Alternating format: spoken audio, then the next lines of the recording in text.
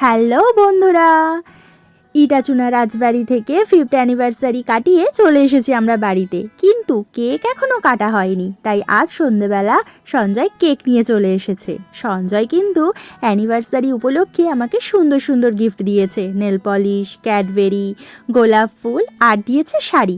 এই শাড়িটা আমি ইটাচুনা রাজবাড়িতে পরেছিলাম। আরও দিয়েছে একটা জিনিস, সেই জিনিসটার আনবক্সিং আমি তোমাদের সাথে অবশ্যই শেয়ার করব। এইদিকে আজকে আমাদের ক্যামেরাম্যান হয়ে গেছে মা বাবা সবার সাথে কেক কাটার মজাই আলাদা। আর এদিকে কেক কাটা আমাদের স্টার্ট হয়ে গেছে, আর ঈশানে গানও স্টার্ট হয়ে গেছে। হয়তো আনন্দেই গানটা স্টার্ট করে দিয়েছে, কিন্তু কেক খাবার বেলায় একদমই না। এদিকে তো আমরা সবাই মিলে আনন্দ করে কেক খেলাম, মা অবশ্য অল্প একটু খেয়েছিল। তাহলে বন্ধুরা, এখনের মতো টাটা। ভিডিওটা ভালো লাগলে অবশ্যই লাইক, শেয়ার, কমেন্ট করো।